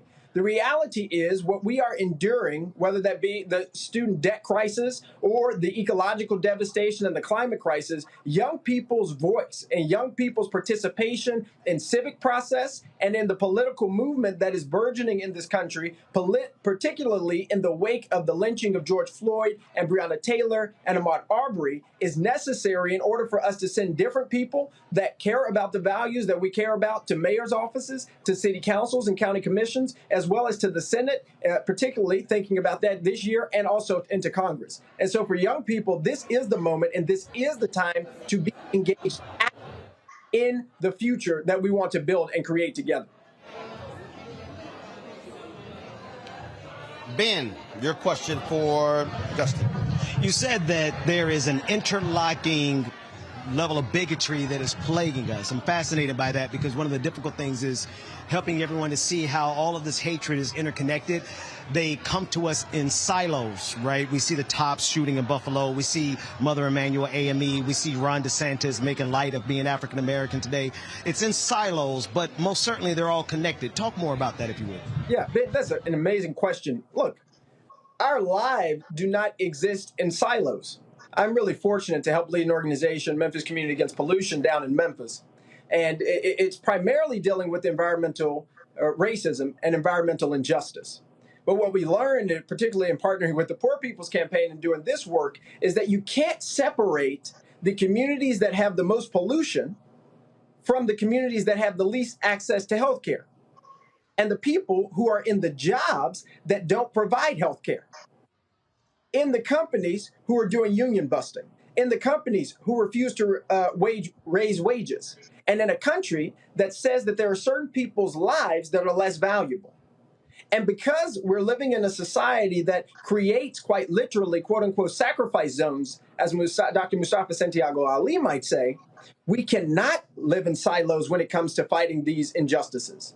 The perspective, I think, of people in positions of power and empire in our country want us to view everything separately. You need to view voting rights separately from environmental justice. You need to view what's happening as an attack on women's bodies separate from how you think about systemic racism. But the reality is not in order that people might become overwhelmed by the amount of interlocking injustices that are interconnected, but that we might have a perspective and a view that says, if there is injustice happening here, one individual is actually a compilation of a whole lot of identities. Thus, the systems and the structures that are existing that are oppressing a person, it is never just one, it is many. And it is the responsibility of those who have more privilege, it is the responsibility of those who have the opportunity to be more proximate, to help to elevate the voices of people in our communities who are suffering and who are dying because of people who are in positions of power, using and wielding that power to perpetuate exploitative capitalism and destroy our democracy in the process. Scott? Hey, Justin, thank you for joining us. Love the organization and the great diversity in the organization. One, how many people are you expecting to show up for the march? And two, what's your measure of success? Is it during the day of the march or the hard work that's going to have to take place afterwards? It is always the hard work that's going to take place afterwards, because that is where organizing and power building really happens. One of the most things I remember from one of Dr. King's speeches, and his I Am a Dream speech, is actually when he talks about taking the energy and taking it back to the South. What is important with the thousands of people that we're going to have is not only that we build power and mobilize together and we realize what we have been through over the past couple of years and what we've been through as a country over hundreds and hundreds of years that have gotten us to this current status quo, but it's recognizing that we have the capacity to change it.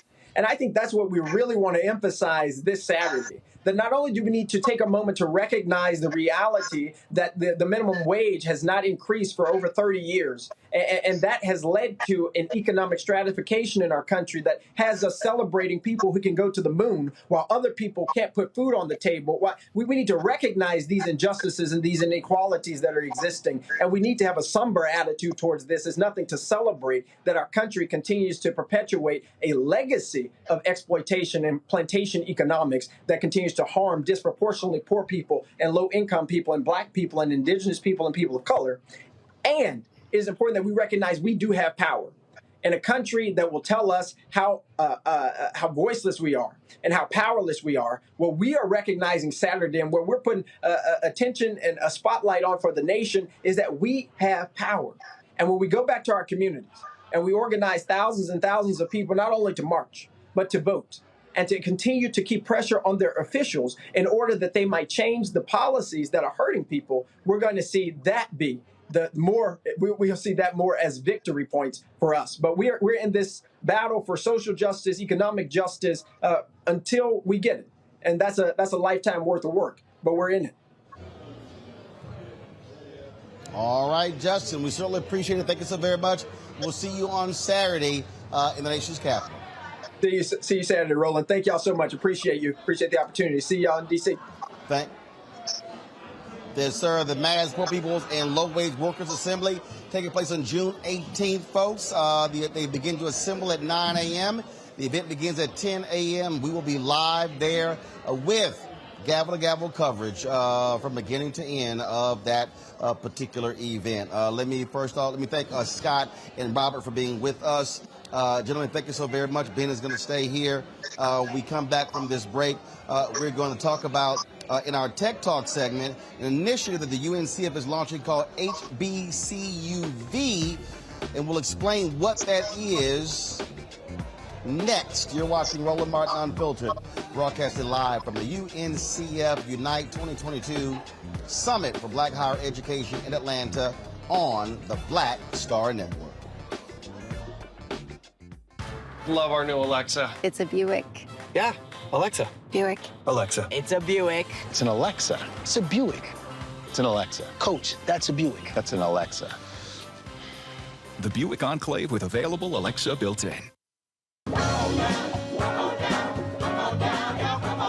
welcome you to the launch of the Mass Poor People's Low-Wage Assembly and Moral March on Washington, D.C., June 18, 2022. We are a new, unsettling force, and we are powerful. New, unsettling force, and we are here. We're rising up to demonstrate the compelling power that we, poor and low-income people, have to reconstruct society from the bottom up. And we need to do it with the loudest voices possible, the biggest actions possible. Because we know that there is no scarcity in this land. The only scarcity is the moral will to do what's right.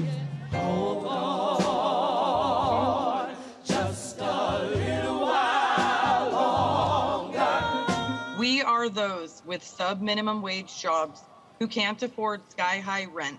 People with disabilities are the fastest growing minority group. It's crazy to me that in 2021, it's still legal for workplaces to pay a sub-minimum wage to people with disabilities. There are still so much trial and tribulations that we go through as Indigenous people.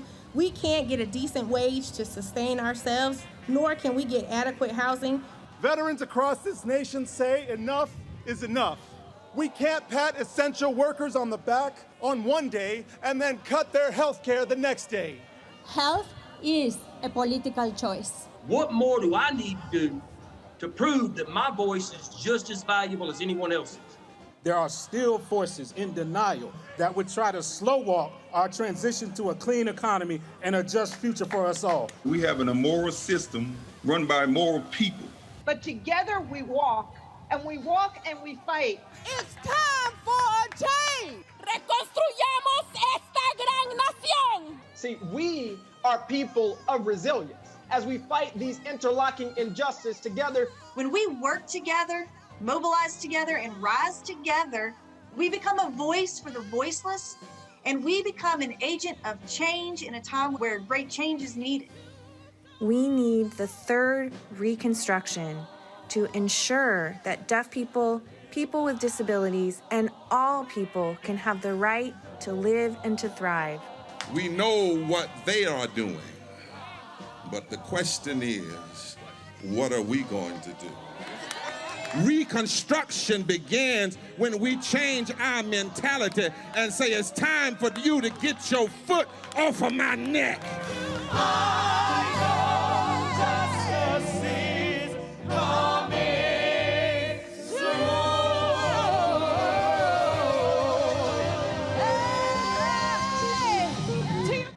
How about sushi? I just had sushi for lunch yesterday.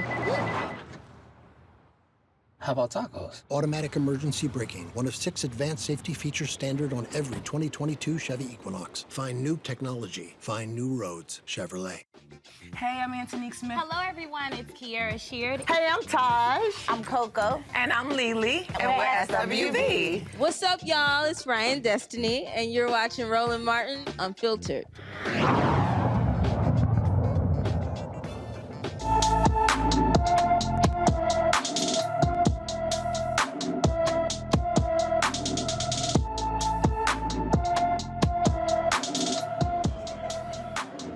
Ayani Cole Harris has been missing since Monday evening from Baltimore County. The 12-year-old is 5 feet 5 inches tall, weighs 120 pounds, with black hair and brown eyes.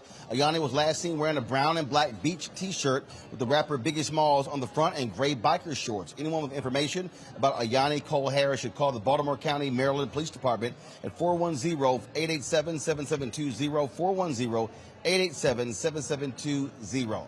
All right, folks, it is time for Tech Talk.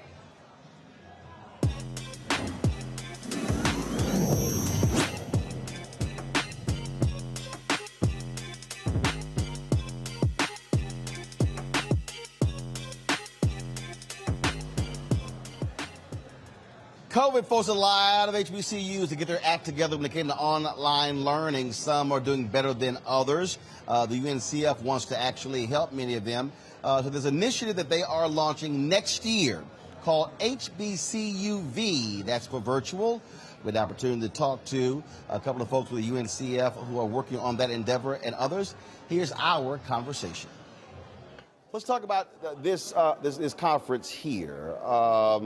As I went through the program, a number of the sessions fall under the category I would dare say best practices, if you will. Why is that important when you have folks here being able to have these specific universities offer best practices in these different areas? Yeah, that's a valid question, right? Because you would feel like everyone is doing similar things at the same time. But what we have learned is that, one, our institutions have very nuanced or unique ways of serving their students as well as ensuring that their community is well served. What we want to do is make sure that our institutions are not missing out on certain things that our institutions are doing that they might not have thought of, right? We have a motto called adopt and adapt. Adopt and adapt. That means we don't want our institutions to reinvent the wheel. How can you take what our institutions or other institutions have already done, adopt it, and then how can you adapt it to the nuance of your community, the nuance of the students you serve, and the nuance to the institution? So that's why it's important for us to have the promising practices outlined at each of our at the convening, so that our institutions have an opportunity to learn from one another. The other thing I would say is we have a networked approach. Right? Collaborative approach. That means we want to ensure that our institutions know that they're not by themselves, that the challenges, the gaps that they have, the roadblocks that they're facing is not unique to life or unique to just them, and they're able to support one another for change, for transformation. Did you want to add? So you haven't had a conference in 2 years, and so how did you reimagine this one compared to what you've done in the past? Well, this one's been accelerated greatly. We decided not to have a virtual conference in 2020 and 2021, partially because we meet with our institutional partners over Zoom every day.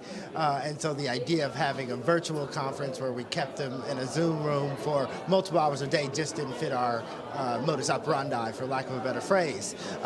When we think about how this conference has been reimagined, in 2019, our conference was really focused on 24 institutions partnering with us through our Career Pathways Initiative, a $50 million grant funded by the Lilly Endowment in 2016 to transform career outcomes at those 24 institutions. Today we have over 60 institutions in this work. We have multiple tracks just beyond the Career Pathways Initiative. We're just speaking about the Promising Practice track, and that's really due to the acceleration of the work that happened over the last 2 years, primarily due to dare I say, a second renaissance for HBCUs, partially due to the untimely death of George Floyd, and the fact that I think America's sort of racial consciousness has been raised over the last couple of years, which has led to an influx of resources to these institutions. And so this conference is a reflection of that growth and expansion of our work. How do you track? And what I mean by that is folks are at different levels, depending upon where they are. I'm a firm believer in the concept of staying in your lane. When you have a certain expertise, you do what you do. So like for us, when it's like when we know how to broadcast, we know how to live stream. That's what we do. And so it's our whole deal of like, let us do what we do, and then we'll excel. Same thing when it comes to various schools who will excel in certain lanes. But how are you tracking them? How are you tracking growth? Not just enrollment, not just in money, but also helping them to elevate the program. So if they come here next year, all right, where were you last year, and then where are you this year? How's that happening? Multiple ways, right? So understanding the differences between key performance indicators and metrics for outcomes, right? So there is the minutia of the work. So for example, if you want to grow enrollment, right, you're looking at your end of the funnel, what are applications look like, what are admissions look like. So you want to make sure and track the key performance indicators to success, right? But then there's another overarching goal that you're looking for at an institution, something that is a little bit less numeric. It's more qualitative as opposed to quantitative. So first, we have to help the institutions with the quantitative, right? That's one of the biggest challenges or things that we had to overcome with some of our institutions is understanding to have a culture of data-informed culture. What does that mean? It's like being able to support the institution and thinking through, hey, data does not belong in the closet. Making sure that the institution have the tools to place that data in so that they can start seeing the numbers, one, but then telling a story with the numbers. How do we track it? I think it's a couple of ways. We have to do the qualitative first. I think that's the beginning. It's so hard to think of the quantitative. It's so hard to think of the qualitative until we know how to tell the story narrative with the data, right? So how do we track growth? Is one, understanding the pieces that align to the larger picture. You can't have the larger picture without the pieces because you're not telling anyone facts. You're just saying stories. You're just saying, hey, I have one student who I helped through one thing, and it's not great. It's not a great story. It's a nice story. It's a heart-wrenching story, but it doesn't show the full picture of the greatest of our institutions. Yeah. I would say that there, as Darrell said, many different ways. We have what we call an institutional health profile that has about 9 different categories of metrics that we look at an institution, ranging from student success metrics, which is like the most important ones that people care about from both the funder perspective, but also that narrative building perspective. What's your graduation rate? What's your retention rate? We look at those things. But we also look at things like the financial sustainability of the institution. We measure their audits. How is their return on investments looking? What is their cash flows looking like? We measure things by leadership. So we have an assessment that we partner with the Bill and Melinda Gates Foundation called the Institutional Transformation Assessment. That looks at things like leadership and service provisions, like what kind of actual activities are you doing? And so we have a wide range of metrics that we gather at the individual institution level, and we also look at it in the aggregate. So we try to align all of our institutions to those metrics to look at the community movement, because at the end of the day, one institution can move greatly in one way, and then the very next year, tank. And so we try to look at it over the long term, and we do that by setting intentional targets with the institutions that are 5 and 10 years out from the work that we do. So let's talk about, you're in the shirt, of course, HBCUV, and it's interesting. I was, a couple of weeks ago, I was in Las Vegas for Anita Baker's concert. Tom Joyner was there, and it is still a very sore subject for Tom Joyner, talking about HBCU online, his effort several years ago to get HBCUs to embrace. Tom said he lost several $1 million with that. And so now, especially with COVID, HBCUs have had no choice. So here it was, several years ago, he just could not get HBCU leaders to see the future of digital. Looks like they have no choice now to see it. So explain what HBCUV is. Well, HBCUV is our attempt to capitalize on an opportunity where for the first time, potentially ever, nearly every person on our campuses had to sign into a learning management system. Those were teachers, faculty, those were administrators, and students. They all signed in, and they all realized that there's power in online. It increases flexibility. It allows students to meet students where they are in a most meaningful way. And UNCF at the time already had a plan. In late 2019, we got approached by a third-party organization, online service provider, and they said, hey, we want to help an HBCU go online. And we spent all day with them talking about their bells and whistles and all the nice things they had to offer. And they said, well, what do you guys think about that? We said, well, give us some time. We're going to reflect.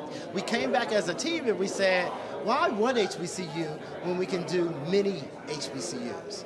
Because what technology provides is greater access, greater flexibility, and a structure that allows many more institutions to participate in the work.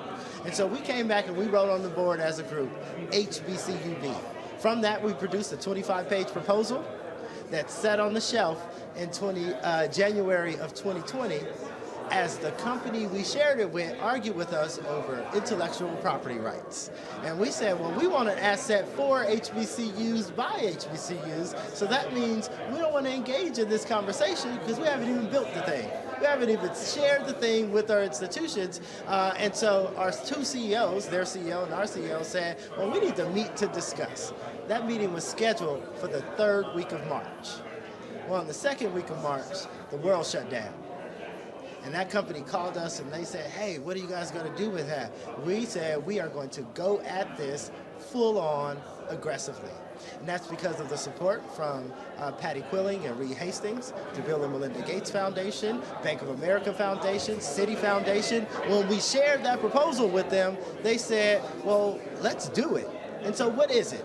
HBCUV is UNCF's attempt, partnering with 9 HBCUs to create what we call a learning ecosystem. Why a learning ecosystem? Because we're attempting to use technology to reimagine what a black college would be like in a virtual world. So with this here, would it be where those 9 schools are offering degree plans through HBCUV as opposed to their own individual system? So each institution will retain an individual student. So HBCUV will not be a degree granting institution. The institutions that partner to use the platform will be the degree granting institutions. But to your point, there is opportunities to share courses. And so we'll look at course articulations between institutions, which will add capacity to those institutions while keeping the experience that a student has at an HBCU. In addition to that, if you know an HBCU, you know that most of the learning comes through the engagement with your peers, your faculty, your staff, the other 23 hours of the day. So in addition to thinking about the synchronous and asynchronous learning time, we're also considering how can we get a student to log in all the time? So we're thinking about how do you replicate the yard? How do you think differently about interpersonal connections? How do you allow students to facilitate their own activities through the platform? And so UNCF, those 9 institutions are partnering with Deloitte Digital to stand up this platform, which essentially will be a seamless integration of multiple existing tools out there, but we'll put a little flavor into it. But the idea here is that we really build the connection between our institutions, allow them to share resources such as courses, even things like journals that some of our lower resource institutions don't have access to. So how are you going to integrate alumni? I guess August, September, maybe it was July, I can't remember. That's right. I spoke to South Carolina State alumni, and I talked about, there were several people that were in the chat room, they were talking, it was a virtual speak, and they were talking about brick and mortar, getting people back on campus, doing buildings. I was like, what are y'all talking about? I was like, everybody else is trying to get away from new buildings. And so I said to them, I said, well, first of all, how many chapters of your alumni do you have? because they kept talking about the HBCU experience. I said, look, I feel y'all on that. I said, but there's a whole bunch of people just trying to get a degree. I said, so you don't understand where people are. So I then said to them, I said, well, how many chapters do you have around the country? I said, so why aren't you utilizing your alumni chapters to serve as a conduit for someone who is learning in another city where they might be attending alumni events or whatever. And so they were like, damn, we never thought about that. And so how are you going to do that with HBCUV? Well, first of all, you should come to some of our planning sessions. We've been talking exactly about that. We are looking at multiple tools to engage. Now, come on, I live in the virtual world, so ain't none of this new to me. Understood completely. And what we get excited about is that opportunity. We think without the resources to really invest in technology, it's hard to devise a vision and a strategy around technology and its use. And so where UNCF gets excited is we're an aggregator of resources. And we've been very successful thus far with HBCUV. Today we've raised north of $11 million to stand up this platform. We're going to continue to do it because we've done that without publicity. And that we hope to raise enough capital to make sure every HBCU has a vision for how they're going to use. What's the target number you're trying to hit for HBCUV? We want every single one of them, so 102. But in the first few years, our goal will be 35 by the third year. Right, 35 schools. 35. No, what's your money number? Oh, what's our money number? Well, we're looking at $150 million for the first 5 years. That would be our goal, because what we know is HBCUs typically have not engaged in the online learning space due to infrastructure, lack of infrastructure, lack of professional development, and a real lack of sense of the world of the possible. But we want to remove those barriers by raising the dollars necessary to ensure these institutions that this product, their capabilities online, are going to be in it for the long run. So when does it go live? It goes live in 2023. First quarter, second quarter, third quarter? We're looking at spring of 2023 is our plan. Now, with any technology that you're building, be prepared for a delay, but it will happen in 2023. At present, we're on schedule for spring of 2023. Okay, sounds good. I appreciate it. Thanks a lot. Thank you. All right, folks, we're going to go to a final break. We come back at Roland Martin Unfiltered. Final thoughts with Ben and myself. We'll be back in a moment.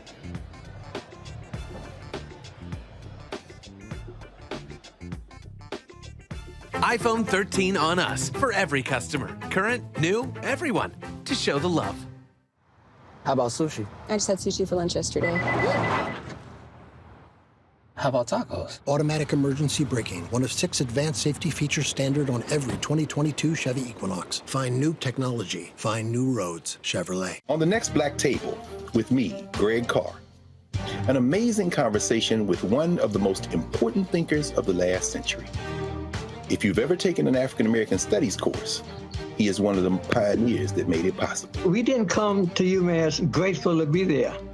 We brought in people that were better than the white people that were there. Professor John H. Bracey Jr., historian, activist, prolific author, and amazing teacher. He joins us on the next Black Table, only on the Black Star Network. Love our new Alexa. It's a Buick. Yeah, Alexa. Buick. Alexa. It's a Buick. It's an Alexa. It's a Buick. It's an Alexa. Coach, that's a Buick. That's an Alexa. The Buick Enclave with available Alexa built-in. On the next Get Wealthy with me, Deborah Owens, America's Wealth Coach, you'll hear from Elizabeth Davis. She left a flourishing career in the construction industry to build her own business using her same skill sets. And oh, by the way, now a multi-million-dollar business. Every day I was looking at my numbers rather than looking at them weekly or monthly. When you're first starting your business, my recommendation is look at your numbers every day, because are they balancing out each day? If they're not balancing out for 3 days in a row, that means your week is going to be off. That's right here on Get Wealthy, only on Black Star Network.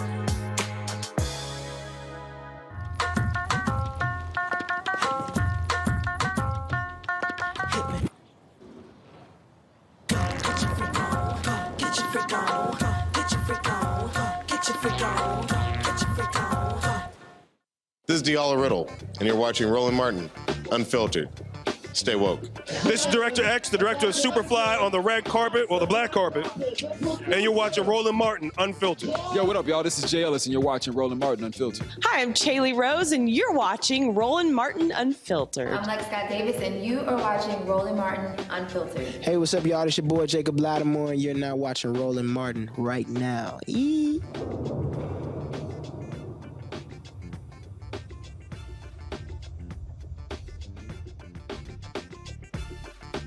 Welcome back, Roland Martin Unfiltered. We're here, UNCF Unite 2022 Summit for Black Higher Education. Final thoughts, Ben. First up, glad to have you here.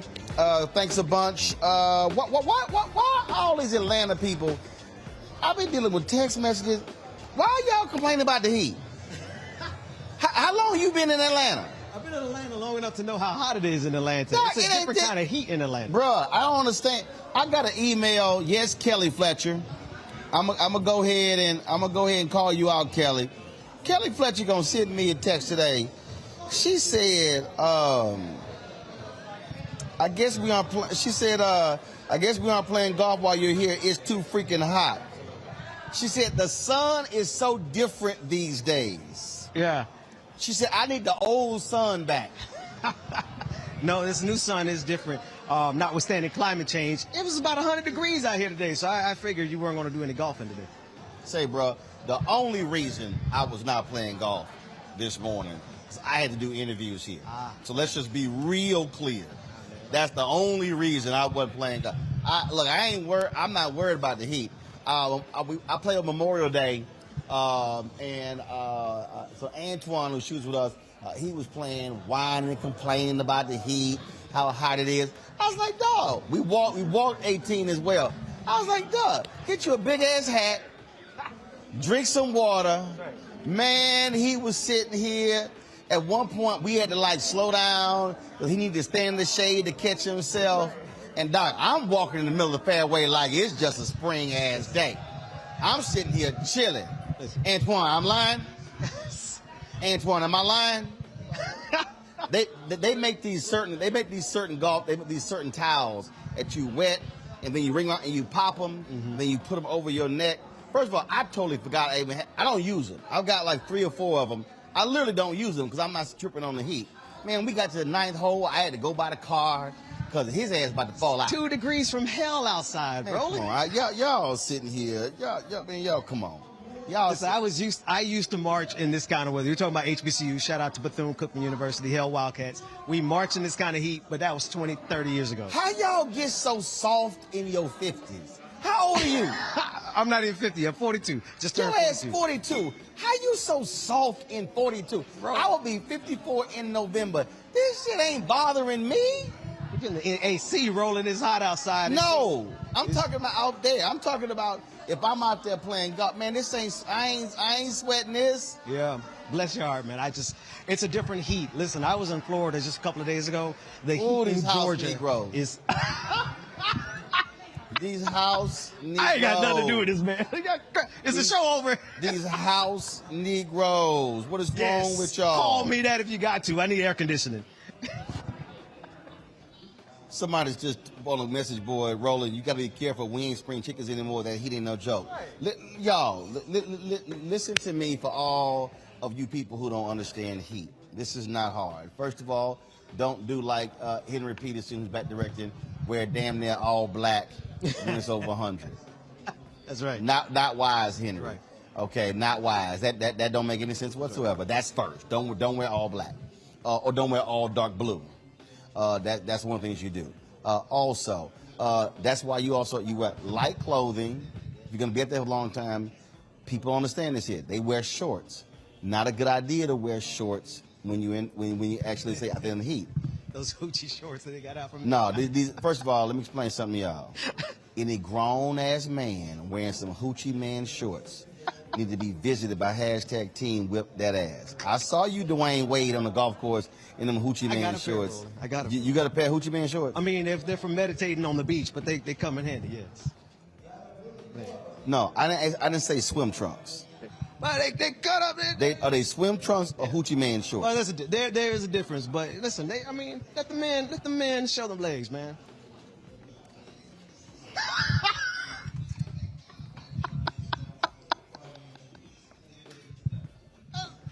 It's 103 degrees outside.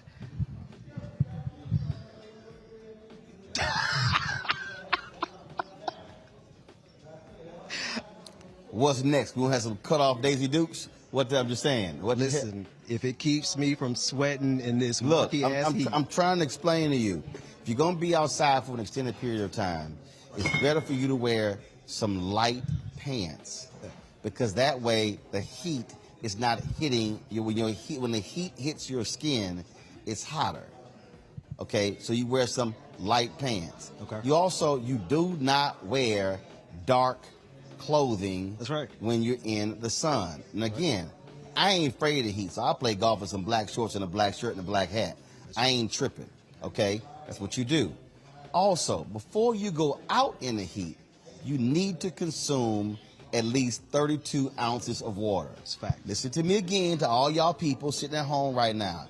I didn't say you go out in the heat, then after an hour you drink half a bottle. No, you consume 32 ounces at home before you then go outside, because you have to hydrate your body.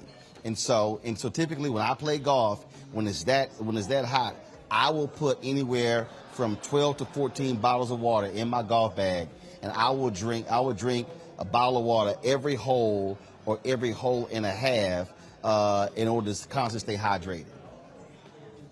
Get you a towel, get you a sweat towel, you all good. A bunch of y'all getting ready to go to Essence. I'm telling y'all right now. Yeah. Don't be sitting here and then here's the other deal. Now, I don't drink alcohol. I ain't got that problem. Alcohol and heat don't mix well together. That's right. That's right. Because understand, I'm not trying to pick your ass up off the pavement. I ain't trying to see you throw up. I ain't trying to do all that sort of stuff. So I need all y'all out there to get y'all act together. So when we go to Essence Festival, okay, I'm going to be suited and booted. I'm going to wear some hoochie shorts. Okay. Okay. All right. I'm trying to tell y'all. You come out there in them hoochie man shorts at Essence, I'm putting you on TV and all on social media. Big boys can wear them too. Anyway, No, big boys need to keep their ass in some cargo shorts. That's right. Big boys need to learn how to wear some cargo shorts. In the heat. No, don't wear sweatpants in the heat. Wear you some light pants, but keep your ass in some cargo shorts. Okay? All you big dudes, straight up. Cargo. Don't be sitting there trying to go for them tight hoochie man shorts. That's just like I can't stand them skinny suits. I can't stand them skinny suits. Versus the baggy? Huh? Versus the baggy? First of all, your pants got to have some damn cuffs. Okay. I'm a firm believer that the cuff should hit the door before you do. Everybody ain't got that swagger when they walk. Okay, so you can't do that. Like, I don't understand the pants that come right down to here, and you see growing up, we call that flooding. The one that showed the leg. We call that flooding. Okay. That's what that was called. Okay. Your ass wore some pants. If you wore some pants that came up to here, right, and the shoe was here, okay, we called your ass flooding. Okay, let me put my legs down. I don't understand that. What happened? You couldn't hold that pose?